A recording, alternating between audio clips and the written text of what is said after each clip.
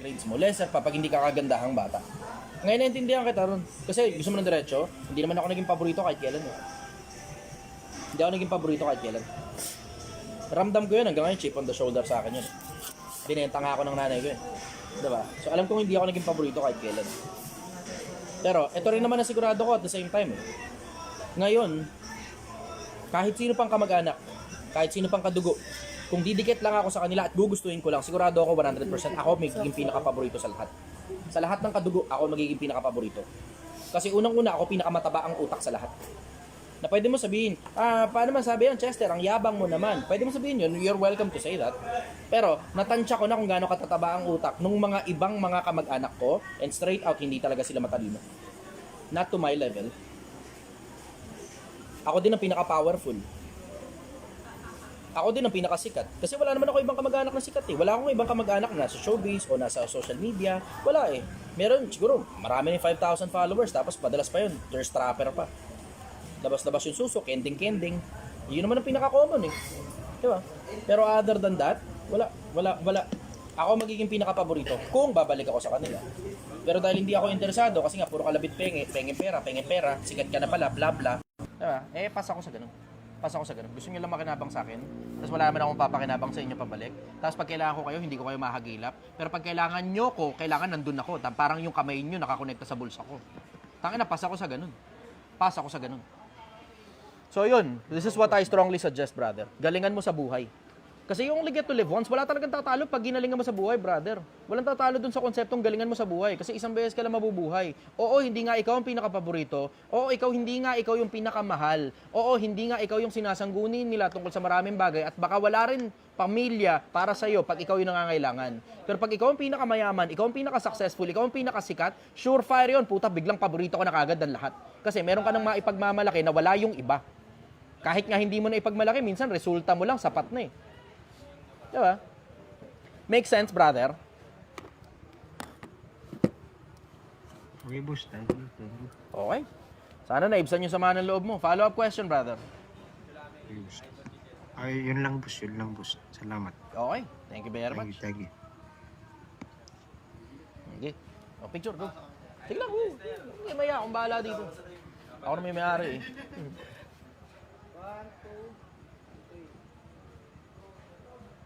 Okay, thank you very much. Salamat. Shoutout sa inyo. Shoutout. Andito yung shoutout. Shoutout sa pamilya ko. Okay, alam niyo na kung bakit umuwi ng late itong mga to, ha? Shoutout. Hindi uminom. Right. Mr. Conan. Okay, sige. Mr. Conan. Hey, boss. Brother, Kamusta? good morning. Okay lang, happy naman ako. Kamusta ka? Yeah. Taga saan ka? Ayos lang. Tagal kitang pinapanood, man. Ayos. Taga saan ka? Originally, Pilipinas, sa Isabela. But nandito ako ngayon sa Canada. Kanda. Kamusta dyan sa Hudson's Sir. Bay Company, HBC? Ayun, ayos lang. HBC is shit. SD shit. Sa ka banda? Alberta. Alberta. Okay. Ano tanong mo, Sir. brother?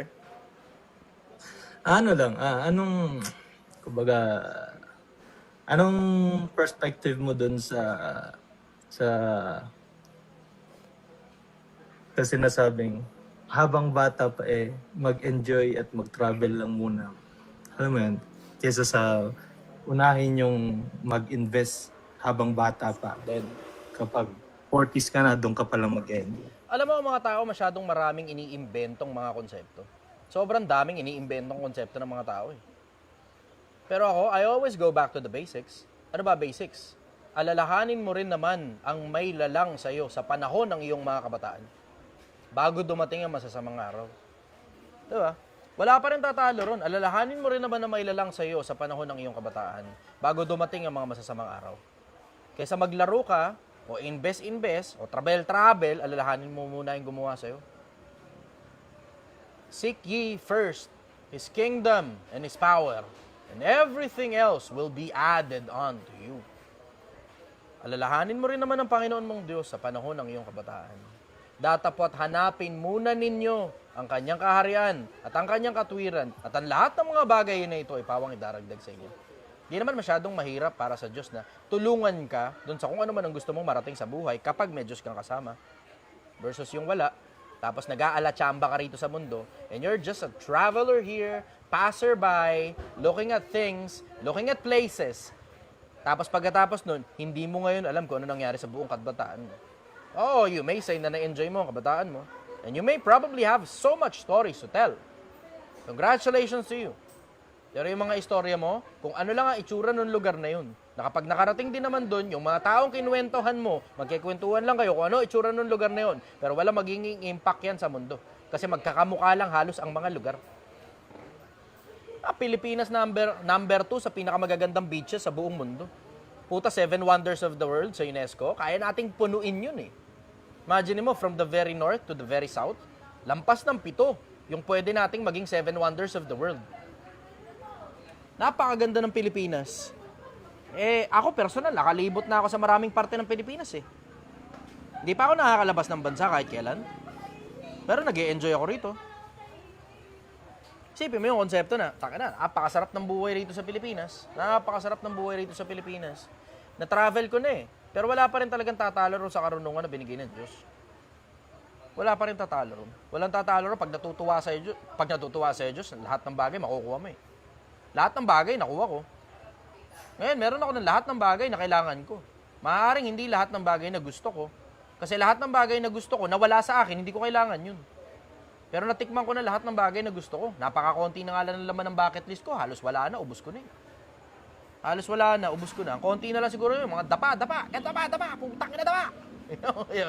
Basama sa bucket list ko yun eh. Siguro makulong, ganun, sa maliit na petty crime, ganun, wala ka kwenta-kwenta. Kasama sa bucket list ko yun eh. Matakalan sa loob ng kulungan. Hindi pa ako nangyari sa akin kahit kailan eh. Mga gano'n, mga maliliit na walang kakwenta-kwentang petty crimes na lang o mga maliliit na walang kakwenta-kwentang mga maliliit na bagay na lang nasa ko eh. Pero generally, mas interesado ako sa kabilang buhay, brother. Tangina, itong buhay na to. When you only have enough money, you will understand. Pero ito kasi ang problema. Magkano ba talaga yung sapat? Diyan hindi magkaintindihan eh. Magkano ba talaga yung sapat?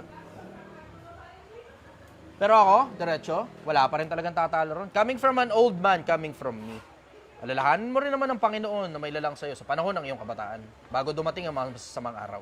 Walang tatalo ron. Sabi ng iba, investment ka daw muna. Sabi ng iba, bla bla. Sabi ng iba, bla bla. Sabi, travel ka muna, mag-enjoy ka muna, bla bla. Ang daming mga pinagagawang mga imbento ng mga tao eh. Pero ako, patabain mo muna utak mo. Doon ka pumundasyon habang bata ka. Karunungan ay pinakapangulong bagay. Sa lahat ng piliin mo unawa. Wala pa rin tatalo ron. At sa unawa, maiintindihan mo yung mga bagay na sobrang importante versus yung mga bagay na pinag-a-advise ng mga taong wala ka kwenta-kwenta. Ang purpose ng buhay, maging masaya. Ang putang ina. Ang purpose daw ng buhay, maging masaya. Ba't pag pinanganak ka, umiiyak ka? Pag hindi ka umiyak, hindi ka buhay. Tamo. Tao talaga. Kung ano nang pinag-iimbentong mga bagay. Napakaraming pinag-iimbentong mga bagay ng mga tao na wala kang kakwenta-kwenta. Overall, yun ang masasabi ko ron. Follow-up question, brother. Ano naman advice mo sa mga kabataang nagsisimula pa lang Ayun, nasabi ko na. mag-grow sa buhay? Nasabi ko na, alalahanin mo muna Diyos mo. Hanapin mo muna Diyos mo. Ibigin mo muna magulang mo. Ibigin mo muna kapwa-tao mo. Gumawa ka muna ng pera. Patabain mo muna utak mo. Mga basic principles yan eh. Yung iba kasi puta, ang inaatupag pagjojowa. Diba? Tanginang yan. Tapos paglipas sa 1, 2 taon nilang magkasama, mababalitaan mo na lang, bumubukol na. Tangina mo, gago, 16 years old ka pa lang, may anak ka na kagad. Yun lang. May responsibilidad ka na kagad. Tapos lahat na lang, buong buhay mo na lang, umiikot na kagad ngayon, bigla na lang sa bata. Hindi mo pa nga na-enjoy ang buhay. Biglang umiikot na yung mundo mo ngayon sa bata. Putang inang yun. Yung ba yung buhay na masarap? Tapos sasabihin nila, yan ano tawag ito? Proud single mother. Putang ina mo, ano nakaka-proud sa pagiging single mother? Ano nakaka-proud sa pagiging single mother?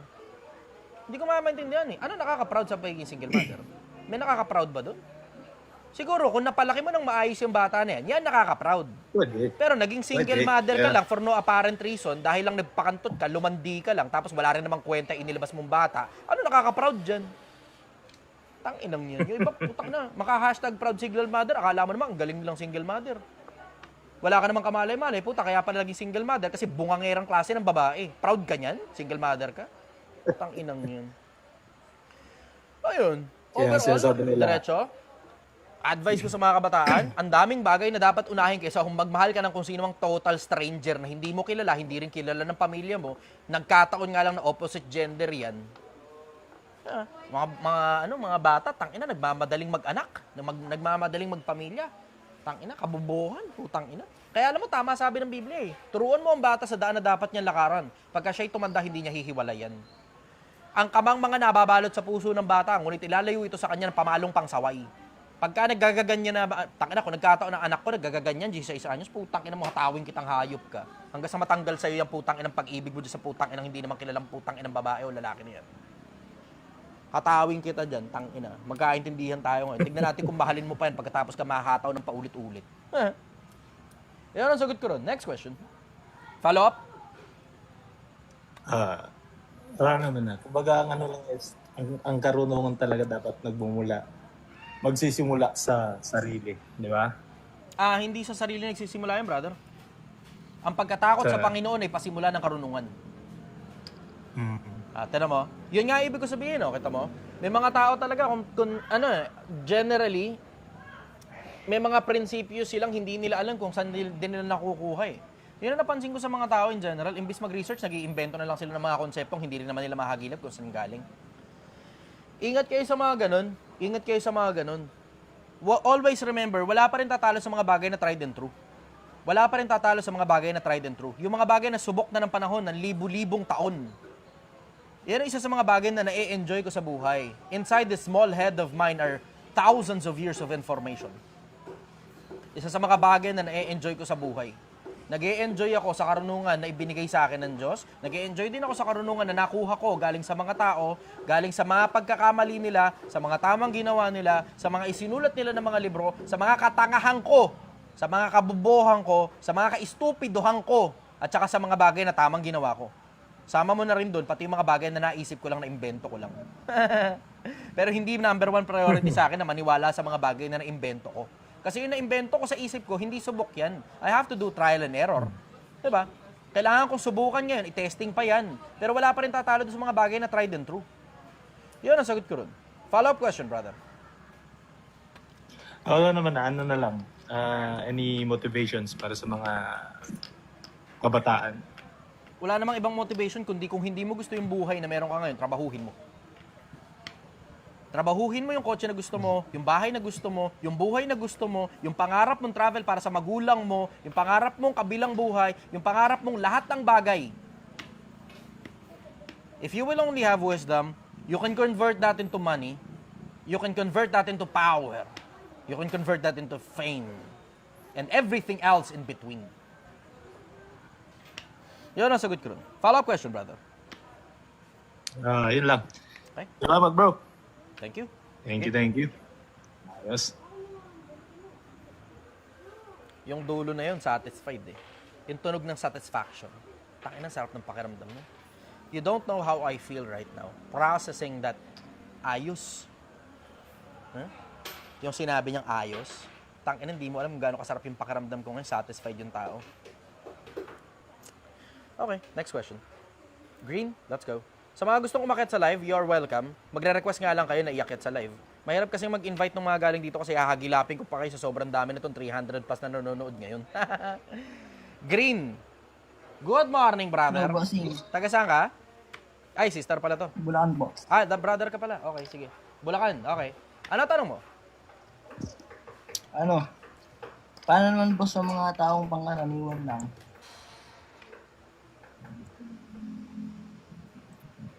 Ano ang tanong mo tungkol dun? There needs to be a Yung ano question lang, inside of that. Paano sila makakaalis dun sa cycle na word na pangkaraniwan lang? Ayun na mismo, yung 3 pillars ng Project 1M. Tatalinuhan mo, pagtatrabahuhan mo, tapos pag-iipunan mo. Kasi hindi lang naman tungkol sa pera yan eh. Minsan tungkol din sa wisdom yan eh. Minsan tungkol din sa status symbol yan. O status quo. Diba? O impression ng mga tao. Diba? Kaya mong i-apply yan sa halos lahat ng aspeto ng buhay eh. Tatalinuhan mo, sabihin, research ka ng gusto, tatabaan mo utak mo, ikaw na rin mismo mag-obserba, magtanong-tanong ka na rin at the same time, magbasa-basa ka na rin at the same time, tatalinuhan mo, that goes in general. Tapos, pagtatrabahuhan mo, hindi na importante kung pera yan, impression yan, o kahit na ano pa yan, tapos pag-iipunan mo, ibig sabihin, consistently, dapat ginagawa mo yun hanggang sa maipon na maipon. Hindi naman pera lang yun eh. Pwedeng impression yan, pwedeng talino yan, and everything else in between. Yun ang sagot ko ron. Follow-up question, brother. Thank you, brother. Wala na. Okay, salamat. Okay. Sa mga gustong umakyat sa live, kailangan mag-request kayo. Medyo mahirap kasi kapag ka walang request. Sige. Follow-up question. Let's go. Hans, magre-request kayo. Request kayo na umakyat sa live. Kasi pag walang request dito, ang hirap hanapin isa-isa. 300 mahigit yung nanonood, oh. Hindi ko naman pwedeng pindutin. Ewan ko, pwede bang, may option ba rito para pindutin ito? Tapos, paano aakyat? Walang option dito para iakyat kayo eh. Ang meron dito, mark viewer, add moderator. Ano? Ay, putang ina mo. Blocking unwanted. Sorry. Baka ina mo, ano ka pa tuloy. Mabablock ka pa tuloy. Mag-request kasi kayo na umakyat sa live. Walang option dito para iakyat kayo sa live pag galing doon sa pindot-pindot ng mukha ninyo eh. Ng profile ninyo eh. Sige.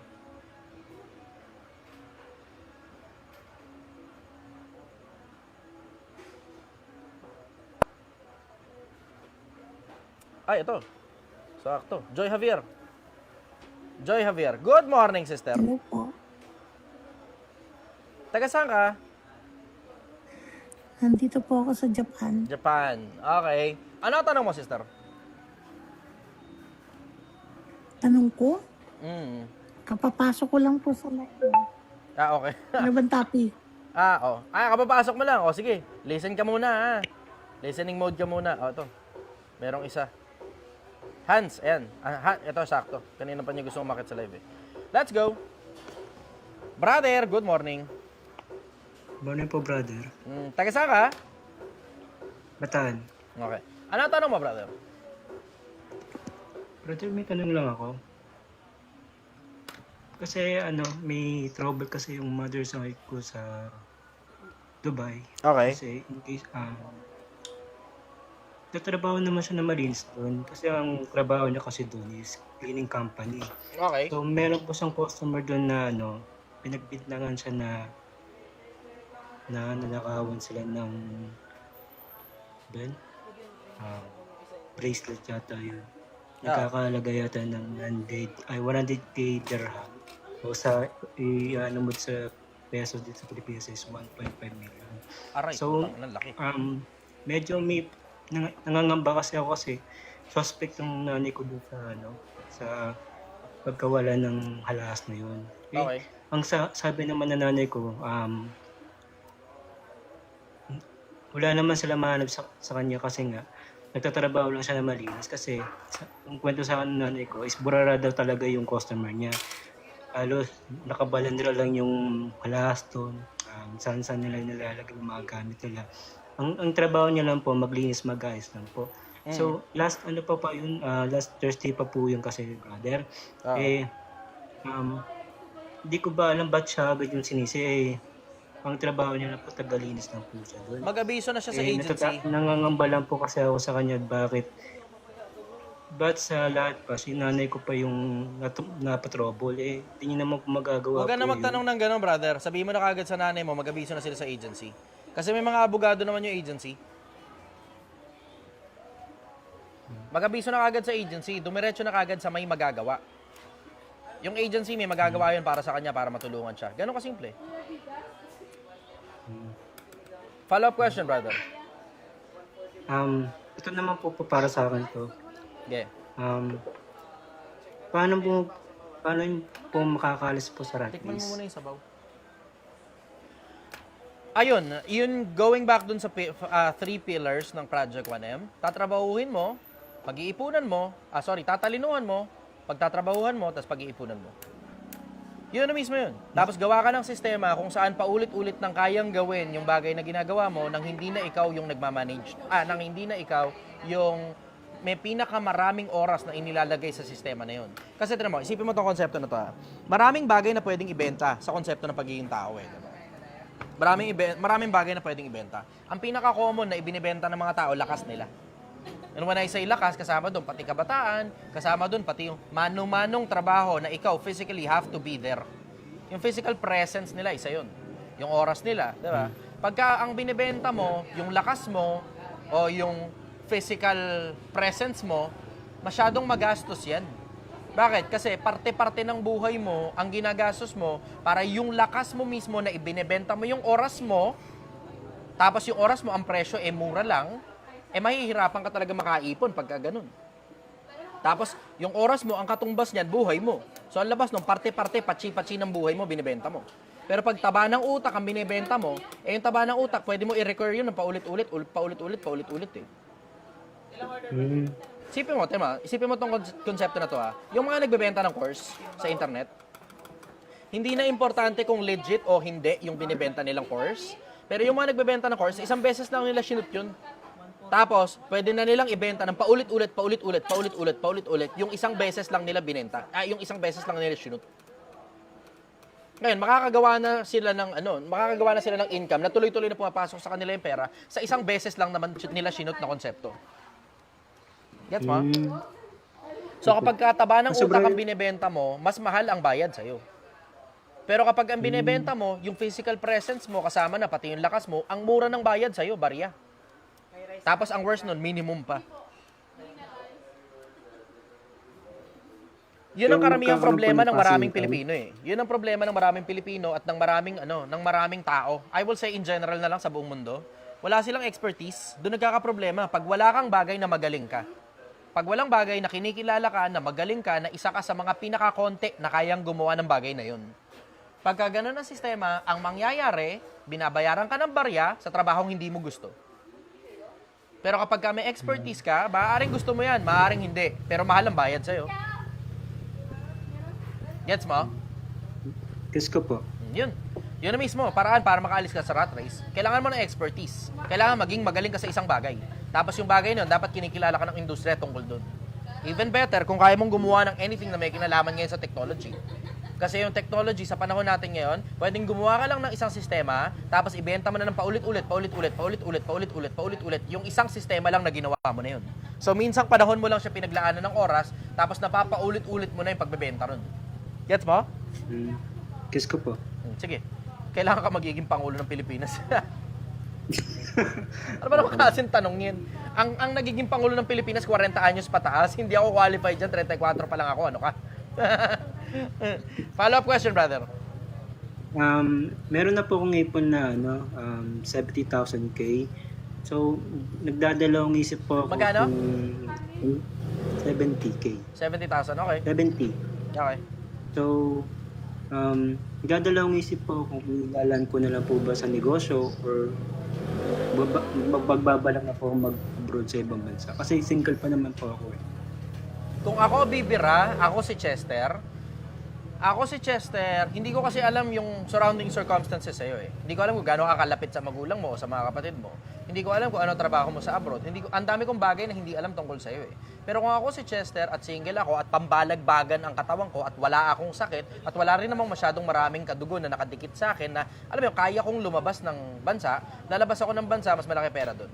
Tapos pag uwi ko ng Pilipinas, hindi na ako makakamuha na kahit kailan nagmamatay ako.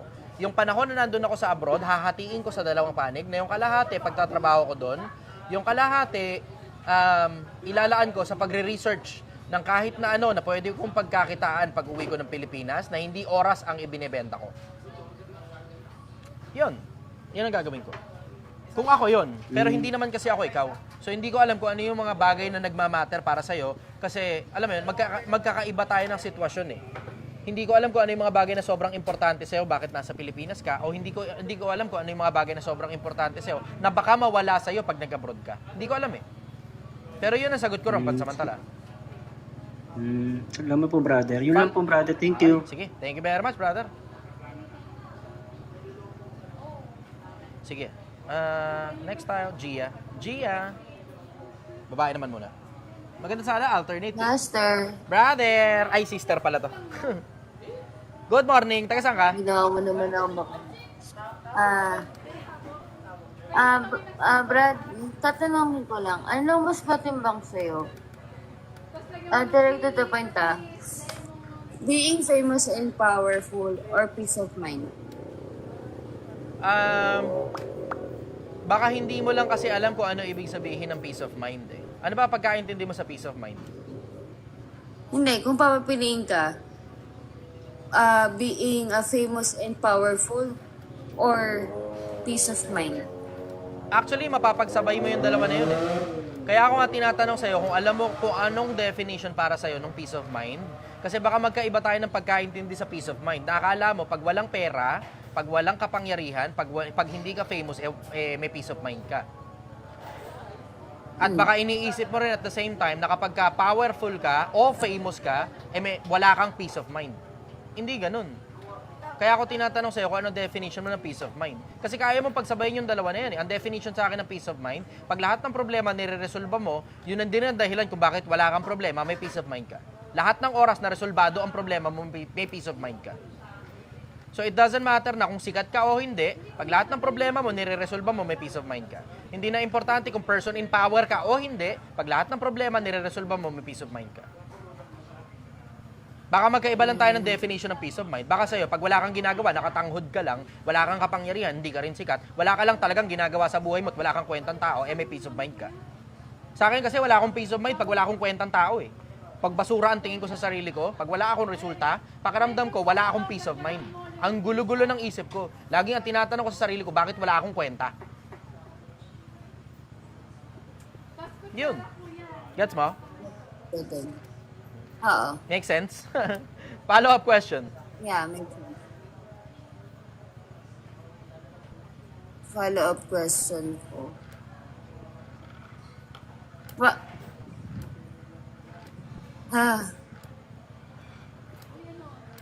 Uy, nandito pa ako. Mamaya ka na muna labasan.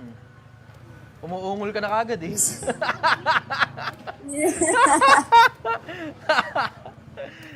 Yeah, follow-up question.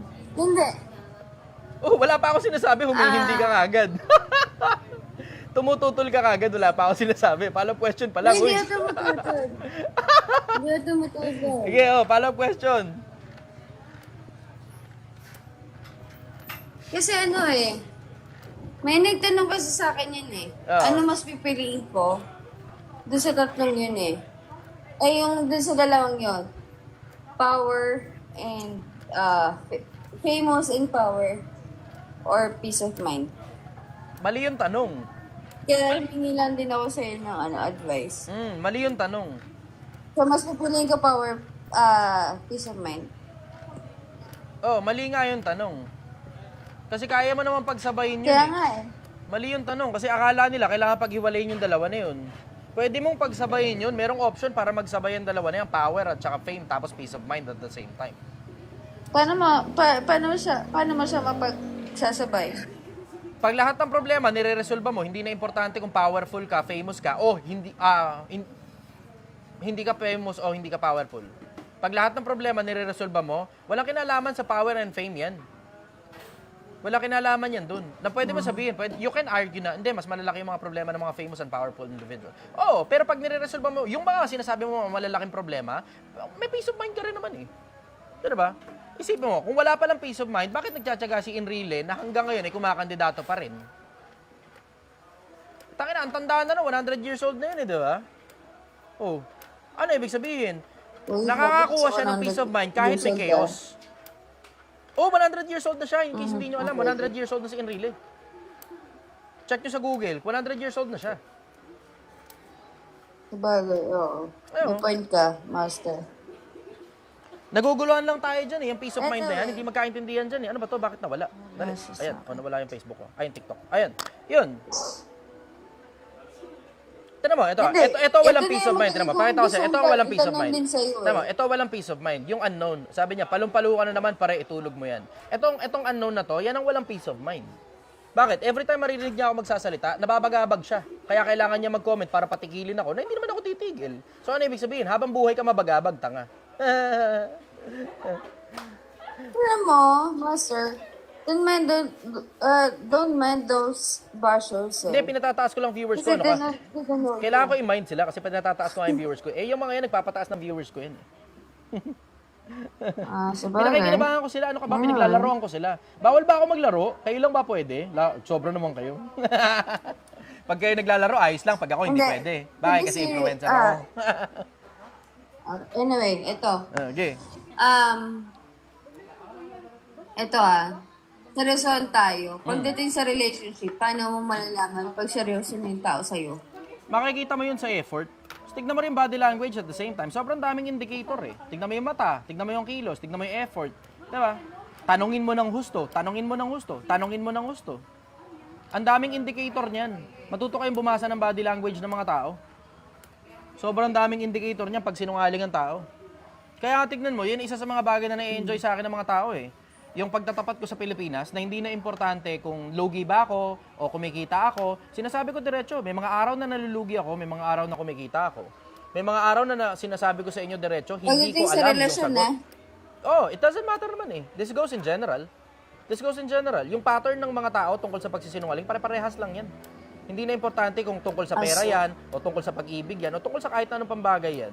Sa sobrang pare-parehas ng pattern ng mga tao, tangina, ang dali na ngang malaman kung ano problema ng tao, isang pitik lang eh. Minsan, alam mo na kung nagsisinungaling ka agad eh. Tingnan mo, katulad sa akin, I deal with people every single day.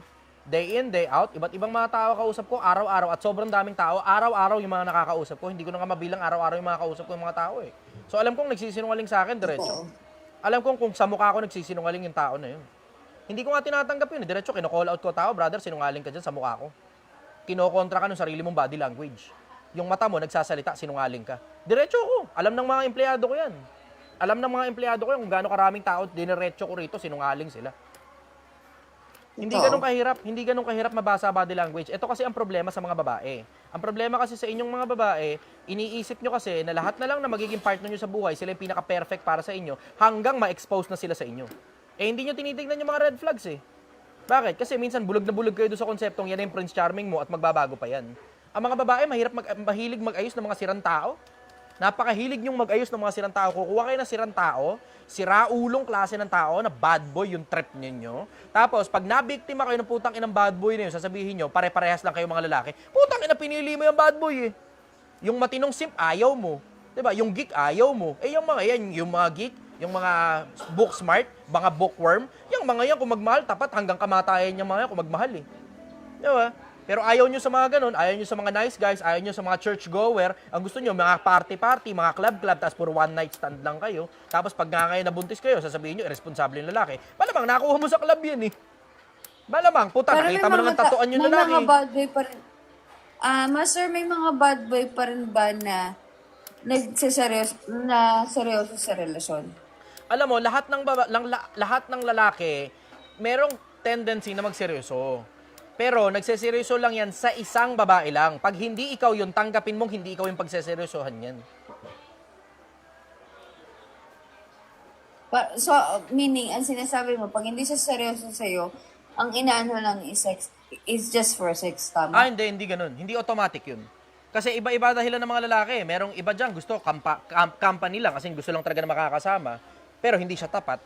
Meron dyan gusto pera lang, pero hindi siya tapat. Meron dyan gusto kantutan lang, pero hindi siya tapat. Hindi naman lahat ng lalaki puro sex eh. 'Di ba? Oo, sex is part of it. Kasi kasama sa ang tawag dyan, eros eh. 'Di ba? Yan yung romantic love na may kinalaman sa sexual desires. Pero sex is just one thing. Yung underlying yan, yun yung mas malalim. Ano ba dahilan talaga? Hindi lang sex. Sa madalas na pagkakataon, pag ang lalaki, sex lang talaga ang habol. Ito, diretsahan ha. Pag ang lalaki, dito mo malalaman. O, eros daw. Yan ang gusto kong malaman sa'yo. Ito, pag ang lalaki, sex lang talaga ang habol sa'yo, pagkatapos makipagkantutan yan, hindi mo na mararamdaman yan after for, I will say, 2 to 3 weeks. Minsan, 1-2 buwan. Tapos magpaparamdam uli yan pag nalibugan uli. Sobrang common nun. Sobrang Kahit common. hindi sila nasarapan sa babae? Oo. Hindi magpaparamdam yan pagkatapos. Pag talagang sex lang talaga habol sa inyo, kantutan lang talaga yan, one night stand lang yan, hindi magpaparamdam sa'yo yan pagkatapos. O baka siguro mag-message pa sa'yo yan, out of hiya lang.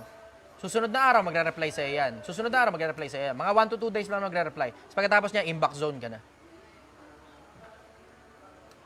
Okay. Yun ang pinaka-common sa mga Last lalaki. question. Pag ang lalaki, sex lang talaga ang Last habol, hindi niyan ibibigay masyado yung attention niyan sa'yo. Pagkatapos niyan, makuha yung gusto niya. Hanggang kailangan Last ka na naman uli niya. Kuha mo yan? Okay. Kuha mo yan? Okay, kuha good. ko. Sige. Next Ah. question. Next question. Kasi I have a ex-boyfriend na nagkakakitaan pa rin naman kami, nagkakausap pa rin naman kami, nagkakasama pa rin naman kami.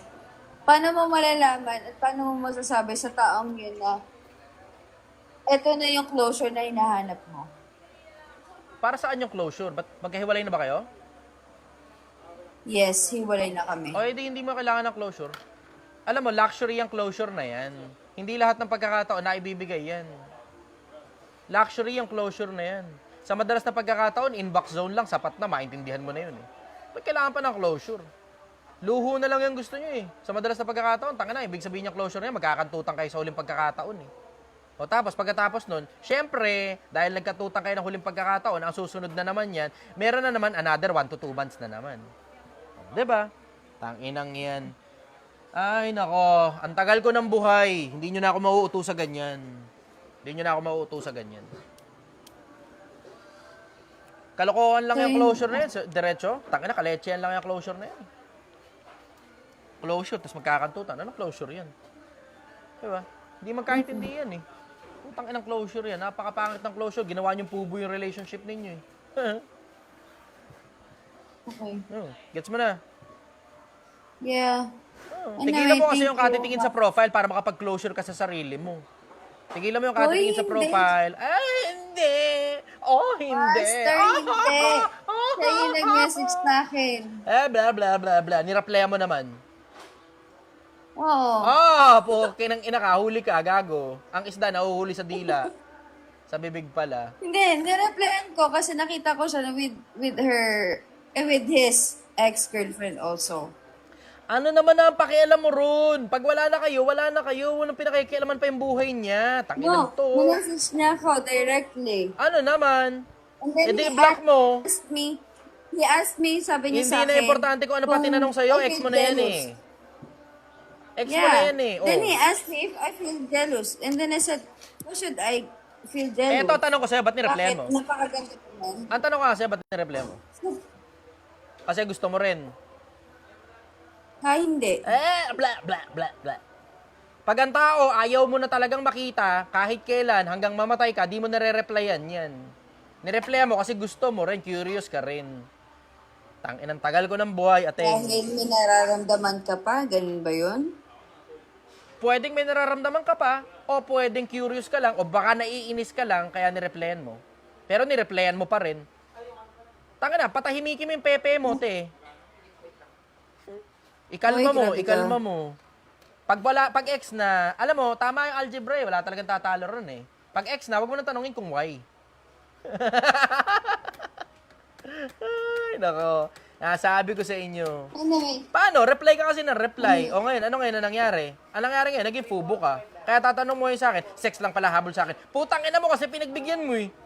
Ba't kasi pinagbibigyan mo? Kung gusto mo maka-move on na, tigilan mo na kasi i-block mo na. Tapos dapat hindi na nakakapag-message sa iyan kahit kailan, lahat ng means of communication, itapon mo na. Tapos tigilan mo rin, ikalma mo rin yung putang inang mata mo. Tingin ka na ng tingin sa profile eh. Ang tigas ng ulo. Ang tigas ng ulo. Alam mo naman kung ano yung kailangan mong gawin. Alam mo rin naman na makukutkot lang yung dating sugat para sumakit uli kapag ka nireplyan mo yan. Kutkot ka ng kutkot sa sugat. Kutkot ka ng kutkot sa sugat. Putang ina, sarap pitikin ng daliri mo. Ang sarap pitikin ng daliri mo. Tanginang yan. Oh, ano, sagot, thank you. palag. hindi, thank you nga, Master. Okay. Akala ko baka palag ka pa eh. Wala na ibabalik sa Master. Hindi na, sabi ko, tira mo, hindi na tuloy gumaling yung sugat. Kutkot ka kasi ng kutkot eh. Alam mo, tama sabi ni I'll touch myself na lang daw. Iposas mo yung daliri mo. Pagka pakiramdam mo, kukutkutin naman yung profile niya. Follow-up question. Thank you, Master. Thank you. Wala na, Master. Okay, Salamat. good. Sabi ko sa inyo. Ikalma nyo kasi. Ikalma nyo eh. Diba? Sale, mura lang. Tangina, okay to. Pangalan ng profile niya, sale, mura lang. Akit natin to. Ang ganda-ganda ng pangalan profile mo, lintik ka. Sale, mura lang. Oh, sale, mura lang. Good morning. Boss Master, Taga saan ka, brother? Cavite boss. Cavite, okay. Ano tanong mo? Oh, boss. Tanong ko lang,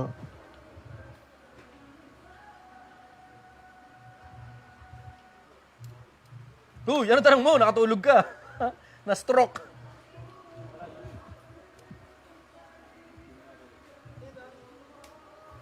Nawala.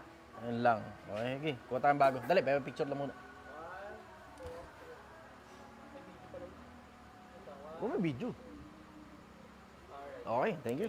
Okay. Maraming salamat. Ingat kayo. Daan-daan kayo sa biyahe. Mr. Conan ulit. Tingnan natin si Mr. Conan ulit. Oh, may mga babae. Tangina, mula nung kinastigo ko isang pirasong babae, dumami yung mga babae. Sige, susunod ko mga babae rito. Mr. Conan, bilisan mo lang. Oh, okay, may mga mga babae. Pag sabong-sabungin natin ng mga putang inan to. Oh, sige, sige. Oh, okay. I don't know if this is a critical question, bro. Okay. Pero, yung tawag na rito.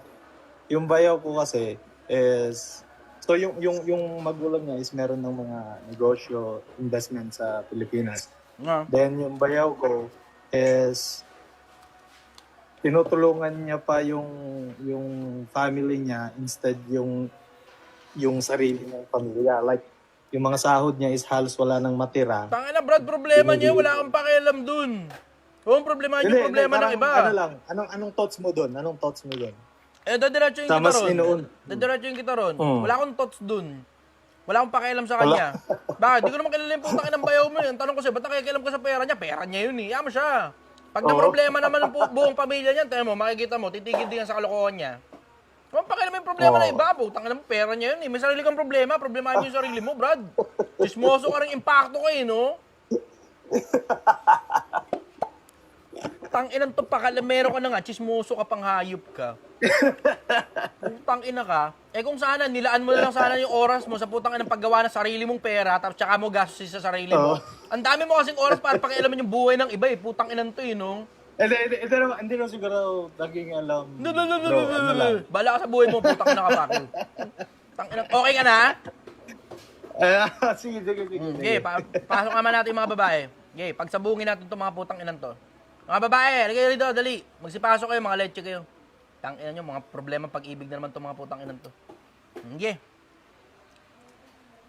Ang sarap nito niluto mo ah. Kanina ko pa kinakain, dahan-dahan ako sa pagsusubo ko eh. Ngayon lang ako makain, sorry ah. Ngayon lang ako nakakain kasi tangina, grabe yun, dami ng tao kanina, sobrang dami. Okay. Ano question mo? Ay, taga saan ka, sister? Quezon City po, boss. Okay. Okay, ano tanong mo, Meng? Ano pong, Maring pala to, maring. ano pong takeaway niyo sa kasi sa mga kagaya ko na sobrang tagal na rin naging breadwinner, tapos may sarili na rin buhay, nakabukod na sa pamilya. Kasi lumaki ako sa broken family. Okay. And ako rin yung panganay. And sobrang tagal ko naging breadwinner. And alam ko naman na hindi ko na reach yung expectations ng nanay ko. Pero sobrang laki na rin ang naambag ko and feeling ko panahon na rin para mag-focus naman ako sa mga anak ko. Kasi, brother, medyo nasaktan ako dun sa sinabi mo about sa single mother. At hindi ako magpapaka-hypocrita. At some point talaga, yung mga babae, dumadating yan sa time na hindi sila nakakapag-isip ng tama. Pero hindi naman sila habang buhay na ganun. Kasi ako ganun ako eh. Ngayon nakafocus ako sa mga anak ko and sa kagustuhan kong bumukod at mag-focus sa mga anak ko. Oo, tama ka naman. Pero kailangan mong aminin sa sarili mo na minsan panahon nagpakatanga ka sa isang putang inang kung sino man. Maliban na lang kung namatay yung lecheng yun, tsaka ka naging single mother, wala tayong pag-uusap doon. Pero kung anong nangyari, tangina, nagkamali ka ng pili. Aminin mo sa sarili mo, nagkamali ka ng pili. Talagang nagkamali ako, pero hindi kasi ako yung kagaya ng mga ibang babae na puro drama-drama. Ako kasi, nung iniwan ako, buntis ako eh. Pero alam mo, totoo, diretso yung kita. Di ka niloloko mo lang ang sarili mo eh. Hindi kayong babaeng drama-drama. O, ang tanong ko sa'yo ngayon, ba't ka nagsusustento sa mga putang inang tamad? Sustento? Oo. Di ba sabi mo, breadwinner ka napakatagal na panahon? Ay, hindi. Regarding naman yun sa nanay ko. So, Oo nga. Hindi sila tamad. Kumbaga, kailangan lang nila ng konting tulong. Siyempre, di ba, blood is thicker than water. Wala tayong pag-uusap sa tulong. Nagkakatalo lang kung yung tulong ba talaga kailangan nila o sustento. Tulong. Feeling ko naman tulong lang. Kasi, yung nanay ko ay may katuwang naman siya sa buhay. So, may asawa mga nanay mo eh. na- Ano ibig sabihin? Kung sino nang anak, problema niya yun. Di mo problema yun. Ano ka?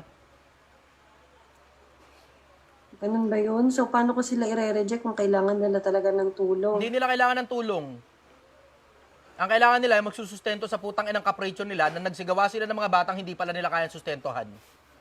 Diretsahan lang. Ayun na nga eh. O, problema nila Ito yun. ang masaklap. Problema nila yun. Di mo na masaklap problema yun. yun, boss. Ito problema. Ito problema mo. Sustentador ka ng mga tamad. Yan ang problema mo. Tinatamad sila hindi, either... makinig ka muna kasi, boss. Pupusta ako sa'yo. Ito yan. Either tinatamad sila na magtrabaho o may trabaho sila, tinatamad lang sila mag-ipon kasi sobrang luho nila kaya nauubos lagi pera. Ayun nga ang point. Tamo? Bakit Kita mo? nga Di ka ngayon makapagsalita. Hindi kasi iniisip Sige. ko, kasi 'di ba breadwinner nga ako dati. So ngayon meron na siya ngayong kinakasama na long time partner niya na rin. Aha. And nakafocus siya dun sa kapatid kong bunso na college na ngayon. Aha. Bakit parang minsan kapag hindi ko sila ng pagbibigyan, parang ang sama kagad ng loob nila sa akin. Ang tawag Pero- dyan... sige. Go. Tuloy. Pero, tuloy. yun, kapag nangihingi sila ng tulong, parang ang bigat pa rin sa akin kapag hindi ko sila napagbibigyan. Kasi, hindi ko alam kung tama ba yung sinabi ng kaibigan ko na kalimutan mo na yung pamilya mo kasi kailangan ka lang nila pag kailangan ka nila. Pero parang, ang hirap kasi dahil, di ba nga pinalaki tayo na laging unahin natin yung pamilya natin. Parang ganong, kasi hindi ko naman sasabihin na masama rin yung nanay ko. Pero alam ko naman na hindi niya ako pinaboran kahit kailan. Kasi kahit na grabe na yung pagpapa-impress ko sa kanya. Ako, nakamove on ako sa mga break-up na yun. Pero yung sa nanay ko, yung talaga yung iniiyakan ko ng sobra. There you go. Di ba drama ka nga talaga? Contradictory yan doon sa sinabi mo kanina. Kinokontra mo sarili mo. Hindi, drama yun. Kasi yung binabanggit nila, drama yun sa mga love-love relationship with significant other. Pero yung sa akin kasi, pamilya kasi yun. Yung pinanggalingan ko ba, yung babae nagluwal sa akin, nagbigay ng buhay sa akin, yun ang yun yung pinaka,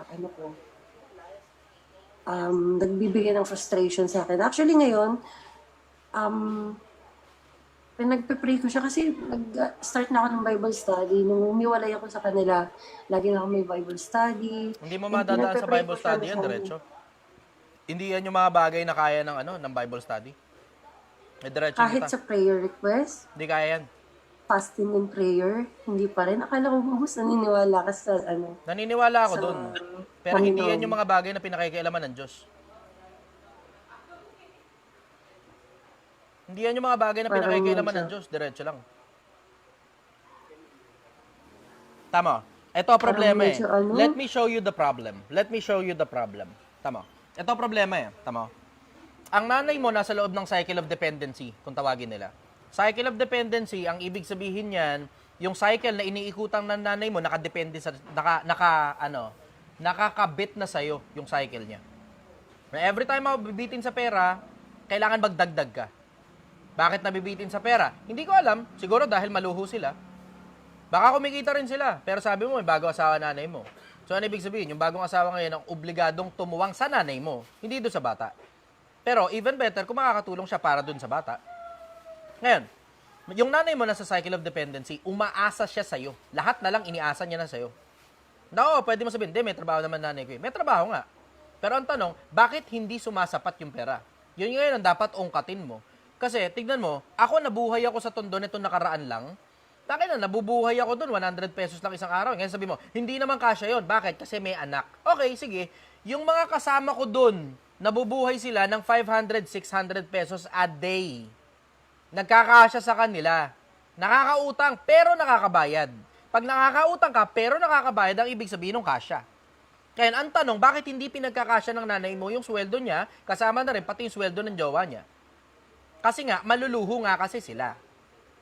Wala namang ibang sagot doon, maliban na lang may PWD sa pamilya o merong may sakit sa pamilya. Diba?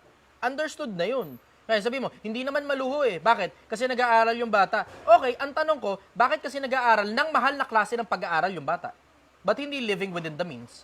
Ba't kailangan iasa sa'yo? Scholar po yung kapatid ko. O yun, Scholar congratulations, scholar. Ibig sabihin, wala silang ginagastos masyado. Saan napupunta kayo na Kakalabas pera? lang po sa ospital nung kapatid ko kasi magkaroon siya ng tubig sa baga. Hindi naman habang buhay na may tubig sa bagay ang kapatid mo at alam mong hindi naman talaga yun ang dahilan kung bakit mo sinusustentuhan ng nanay mo eh. Diba? Bago pa yan, bago pa pumasok sa ospital yung kapatid mong may tubig sa baga at bago pa siya magkatubig sa baga, tuloy-tuloy na yung pagbibigay mo sa kanya. Kaya nga nagtatanong sa akin kasi matagal na yan eh. Hindi ka naman magtatanong sa akin ng ganyan kung pumasok sa ospital yung kapatid mo na may tubig sa baga at doon lang ngayon ang hingi ng tulong sa'yo, nanay mo.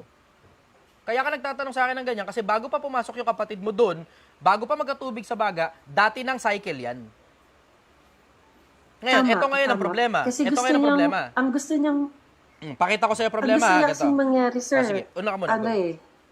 yung ginawa niya sa lola ko na, kasi nag-abroad siya dati, gusto niyang gawin ko rin sa kanya. Kasi nga, ginawa kang Kumbaga- insurance na nanay mo. Ito, masakit na katotohanan. Ito, dalawang panig yan. Isang panig, yung ang nanay mo nasa loob ng cycle of dependency, na ginawa ka na niyang insurance na ikaw dapat ang magsustento sa kanya hanggang mamatay siya pag hindi niya na kaya magtrabaho, o pag tinatamad siyang magtrabaho, o pag binitin niya yung sarili niyang pera dahil sa kapritsyo niya. That's one. Pero, another side of it, yung ikaw din kasi sustentador ka rin kasi. Sustentador ka rin eh. Pinaasa mo sa'yo nanay mo na dapat bigay ka ng bigay, nilalakihan mo pa yung bigay mo eh. Diba? Pinaasa mo rin sa'yo eh. Ngayon, tignan mo, ayaw na tuloy kumalag sa'yo, nakakapit na sa'yo nanay mo. Hanggang mamatay ka, tignan mo, ganyan na yan. Di mo na matatanggal yan. Yan yung mga bagay na hindi kaya yung resolbahin ng Diyos. Pwede mo sabihin, sana buksan ng Diyos ang puso ng nanay ko. Paano bubuksan yung puso ng nanay mo? Tangin na, kapretyosang babae yung nanay mo. Ginawa kang insurance ng nanay mo, paano bubuksan ng puso ng Diyos yun? Diba? Hindi pa kikialaman ng Diyos yan. Ano ka? Hindi pa kikialaman ng Diyos yan. Financial management issue yan. Hindi yan yung mga bagay na pinakikialaman ng Diyos. Ang pinakikialaman ng Diyos, mabuting tao ka ba o masamang tao ka? Yun ang pinakikialaman ng Diyos.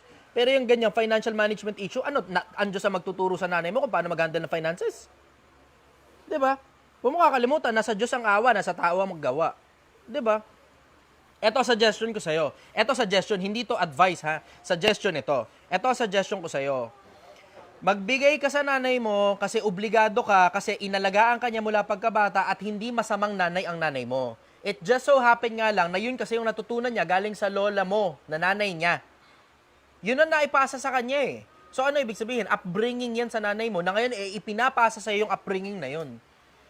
Ngayon, ultimately, magbigay ka lang nung pera o nung tulong sa kanila na sapat para sa'yo na maluwag sa dibdib para sa'yo. Ikaw dapat ang magdidikta nun sa sarili mo.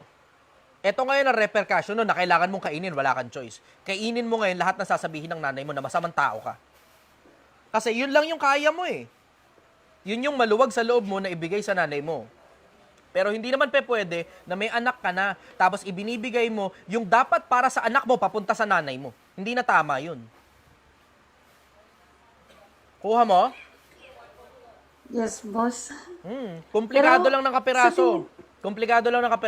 Ano Pero po- once you get the hang of it, at as soon as makuha ng nanay mo yung cycle na ang ibinibigay mo lang sa kanya, yung maluwag sa loob mo, kahit magalit pa siya, wala kang pakialam, wala siyang choice kundi tanggapin yun. Ano po kaya sa tingin niyo, bakit ganun yung nanay ko na, kasi 3 kami magkakapatid, yung sumunod sa akin, na sobrang bastos sa kanya, bakit parang lagi niyang dinedefend? Tapos one time, nabanggit niya sa akin na for a few months, siya yung nagbayad ng upa nung kapatid ko sa inuupahan, yung inong gamit, nandun sa kanila. Samantalang ako, nung umalis ako ng bahay, ang dala ko lang, mga damit namin ng mga anak ko, konting gamit. Hanggang ngayon, tapos ngayon nakakaipon na ako ng mga gamit namin ng mga bata. Parang, bakit ganun siya? Bakit kaya ganun yung nanay ko? Ano kaya sa tingin mo? Multiple reasons. Bakit parang- Hindi mo masasabing isa lang ang dahilan yan. Multiple reasons yan. Siguro, eto manghuhula lang ako kasi hindi ko kilala personal na nanay mo eh. Pero ito ang multiple reasons na merong possibility na baka ito yung dahilan. Possibility lang to, we're only talking about possibilities. Ikaw na ngayon ang tumantya kung alin dito yung lapat para sa nanay mo.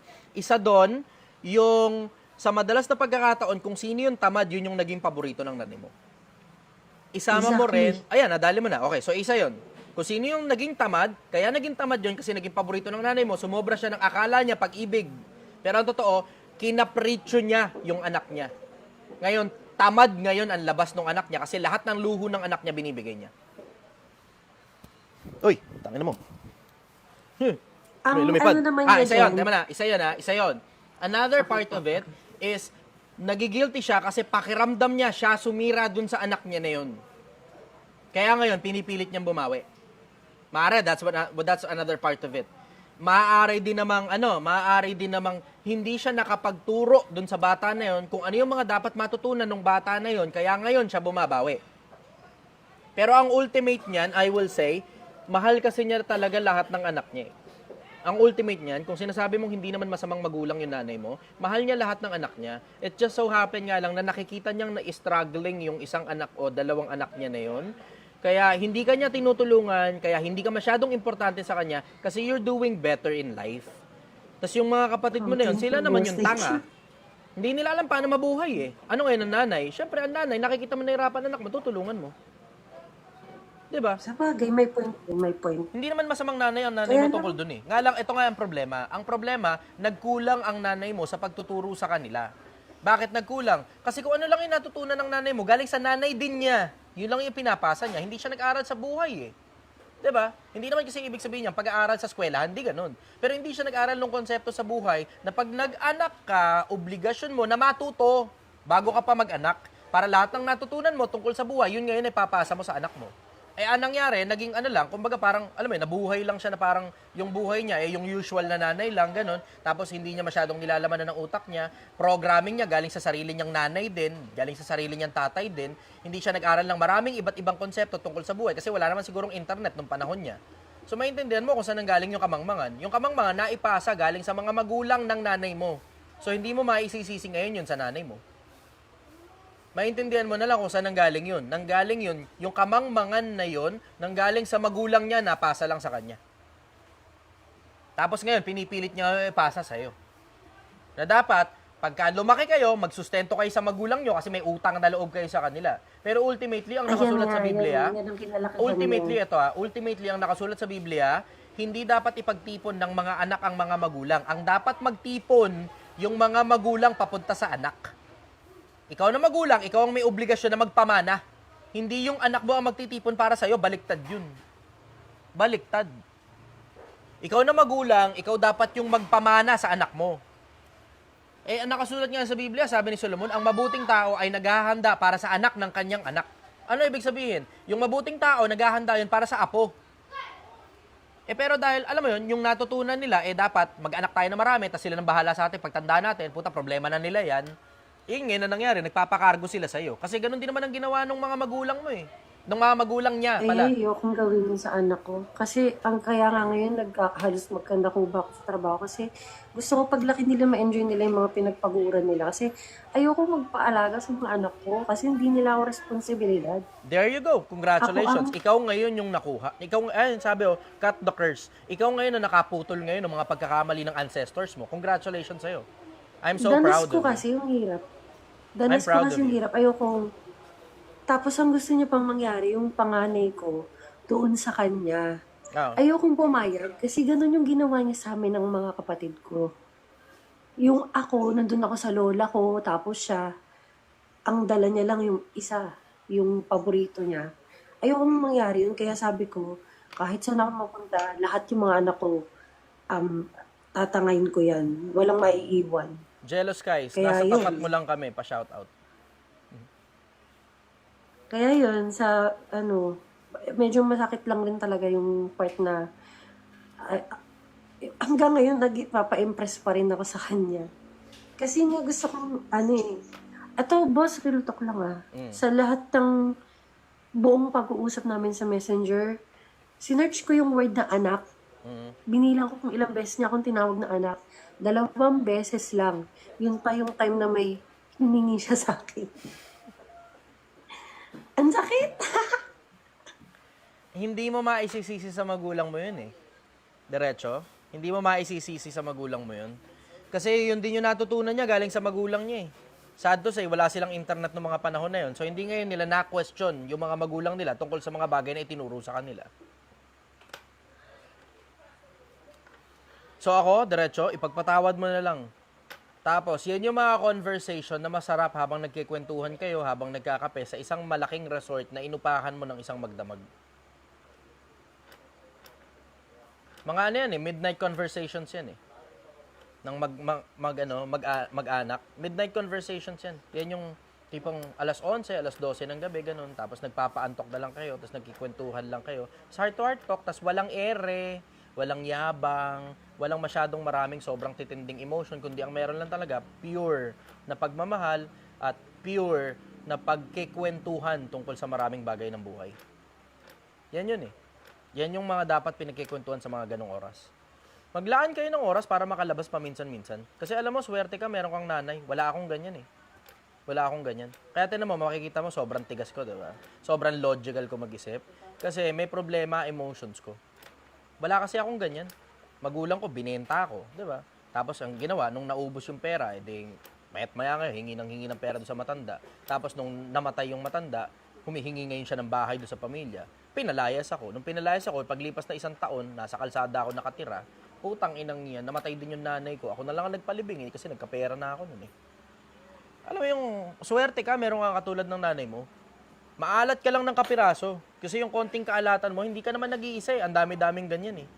Ang daming ganyan, tingnan mo, kung di mo napapansin, ang dahilan kung bakit alam ko na kung yung istorya mo bago mo pa sabihin, kasi yan naman talaga yung common, naging parang pattern na ng halos lahat ng mga magulang at mga anak eh. Yan rin ako, naging common eh. Sobrang common yung pattern yan. Mag-aanak tayo na marami. Hindi natin kayang buhayin yung mga putang inang yan. Pero pipilitin natin buhayin yung mga hayop na yan. Pero mahal na mahal natin yung mga lintik na mga anak na pinagagawa natin. O tapos, syempre, dahil sobrang dami nila, mapapagod kagad tayo ng maaga. Mga 40 pa lang, pagod na tayo magtrabaho. Kasi nagkakandakuba tayo para lahat na lang ng kapritsyo nila, ibigay natin, pagkain, bla bla, eskwelahan, at kung ano-ano pa. O tapos, kung sino sa kanila, roleta ng kapalaran yan, kung sino sa kanila unang makapagtrabaho, ikaw ang putang inang sumagot dun sa mga kapatid mo. Ganun na ngayon, ang tawag, isa sa sariling mantika. O tapos, pag tayong dalawa, matanda na rin, nanay tatay nyo, pag matatanda na sila, tara at magpakargo na rin tayo dun sa breadwinner. Ganyan yan eh. Sobrang common yan, ginagawa kay insurance na magulang nyo eh. Huwag ka mag-alala. Kasi, alam mo, swerte ka pa rin, may magulang ka. Ako nga, walang ganyan eh. Swerte ka na lang dyan. Ipagpasalamat mo na lang sa Diyos, may magulang ka pa rin. Tulungan mo na lang sila doon sa paraan na maluwag sa'yo. Sasama loob nila. Pero nakakatulong ka pa rin. Paunawa mo sa kanila, nakakatulong po ako. Hindi po ako perwisyo. Kung sasamaan loob nyo, kasi hindi ito eksakto yung gusto ninyong amount ng pera, pwede ko naman pong itigil yung pagtulong ko. Kung ganun ang gusto ninyo, pwede ko pong itigil yung pagtulong ko. Kasi nagbigay na nga ako, masama pa loob nyo. Para bang anong nangyari, nakakaperwisyo pa ako sa inyo, di ba? Titigil ko po yung pagtulong nyo, para pagtulong ko sa inyo. Para maramdaman ninyo kung paano ang pakiramdam ng ako hindi tumutulong sa inyo. Tapos yun na rin ang magtuturo sa inyo na maging mapagpasalamat every time may magbibigay sa inyo. Hindi na ako yun. Ganun. Kuha mo? Opo, boss. Follow-up question, sister. So, kasi ngayon hindi kami nag-uusap na eh. Medyo lumistansya ako ng konti. Kasi minsan pagka may mga maliliit na achievements ako na sinishare ko sa kanya. Kasi gusto ko lang na parang makita niya na parang medyo gumaganda na yung sitwasyon mo. Kahit na naging gano'n yung naranasan mo. Wala man lang akong marinig na konting parang Hindi siya marunong mag-express ng emotions. Ipagpatawad mo na lang yun. Naintindihan ko, oo, you want that void inside of you to be filled in by loving and caring words. Ang problema, hindi natuto ang magulang mo kung paano mag-appreciate verbally. Hindi lang sila natutong mag-appreciate verbally, pero deep down proud yung mga yan sa'yo. Hindi lang sila marunong magtahi ng salita. Ipagpatawad mo na lang yun kasi hindi naman sila natuto galing sa magulang nila eh. Yang kamang mga na yan, ay ipasa lang sa kanila na magulang nila yan. Hindi sila may pakanan yan. At hindi rin naman ang ibig sabihin ng hindi mo naririnig na, oh, proud ako sa iyo, anak. Eh, hindi naman ang ibig sabihin nun, naiinis sila pag nagkakaroon ka ng achievement. Hindi. Tignan mo, wala nga sila sinasabi, di ba? Nararamdaman mo parang ang cold. Yung mismong coldness nila, yun na mismo yung pagpapakita nila sa'yo ng pagmamahal. Na hindi ka nila kinokontra, hindi sila naiinis pag nagkakaroon ng achievement, hindi sila naiinggit sa achievement mo, hindi lang sila nagsasalita kasi hindi nila alam kung paano i-express yung nararamdaman nila, tapos nahihiya silang sabihing proud sila sa'yo.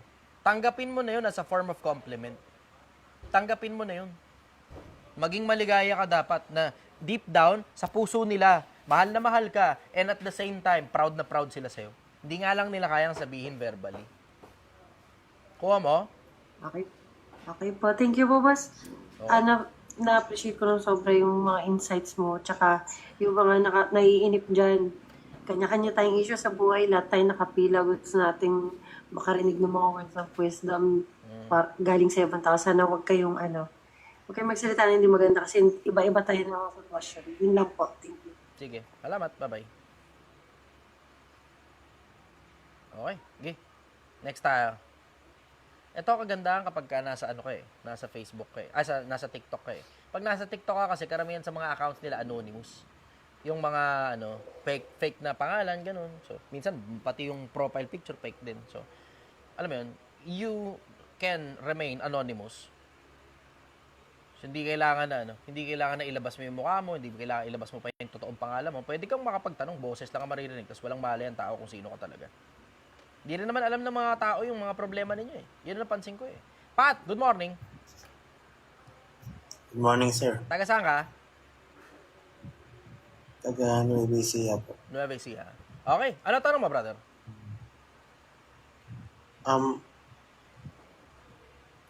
Bali umalis po kasi ako dun sa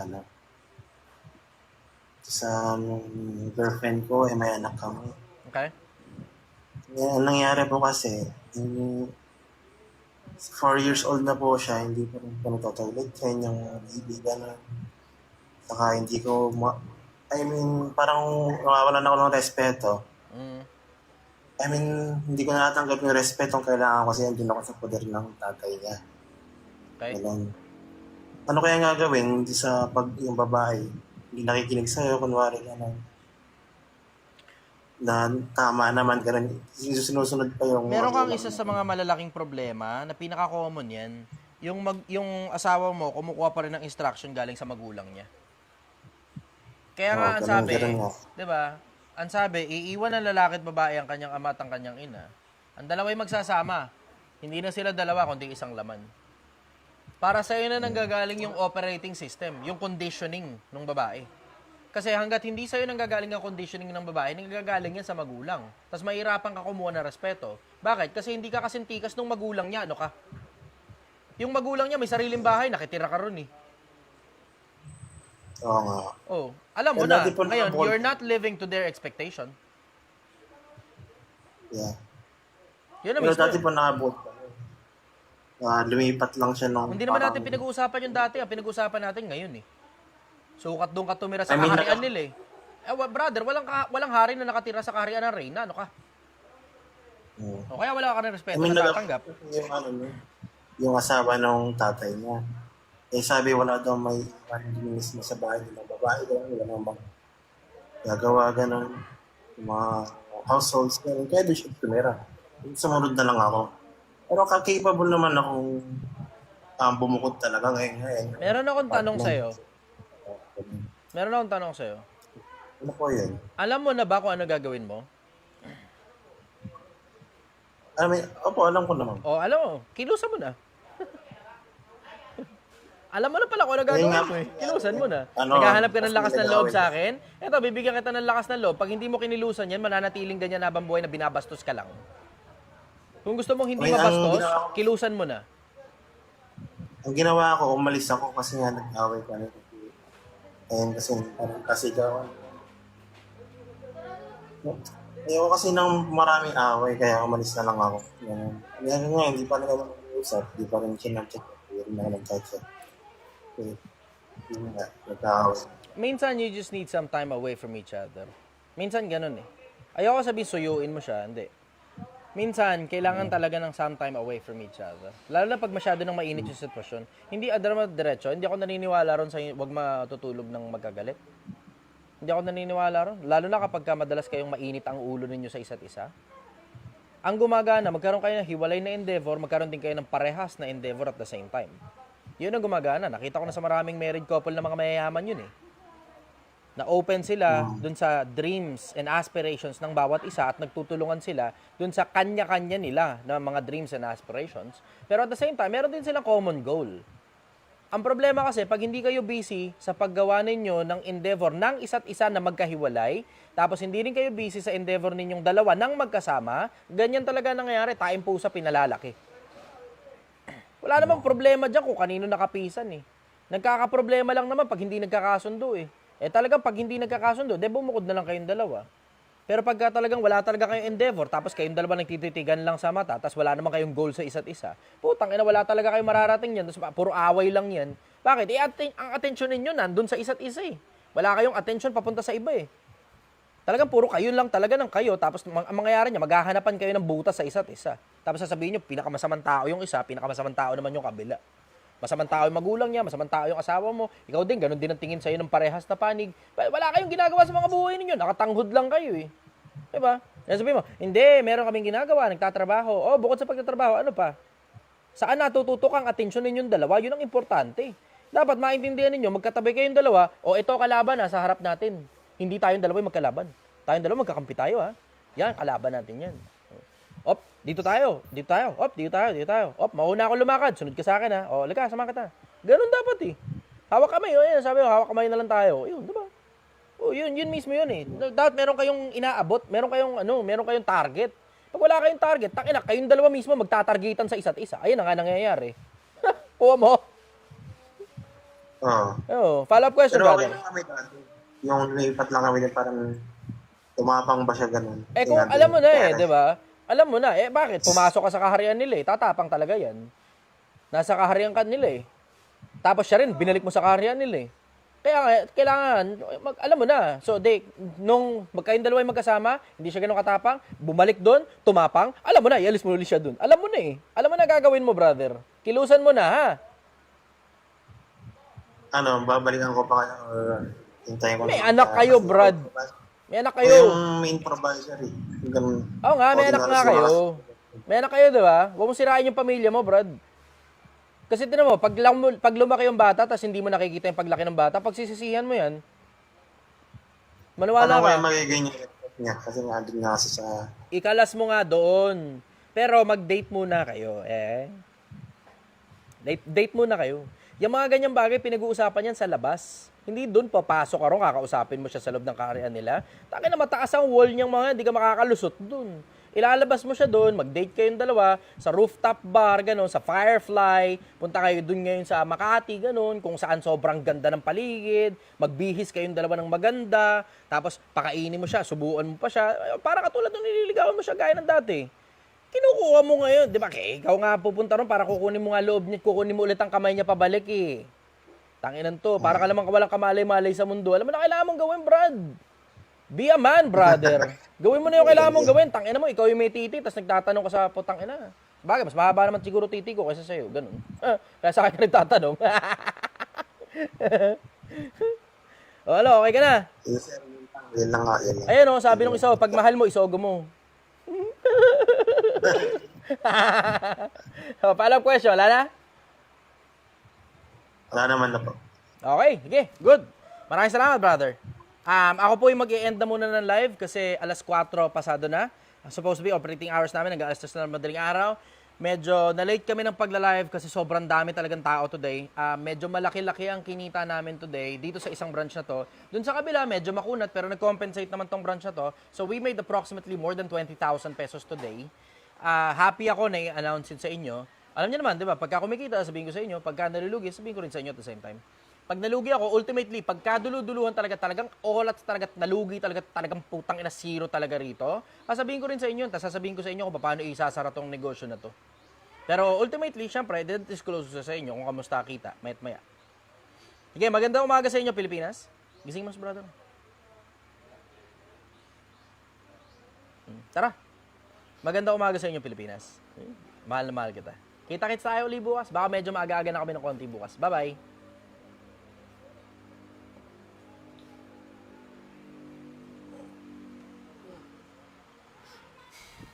Okay.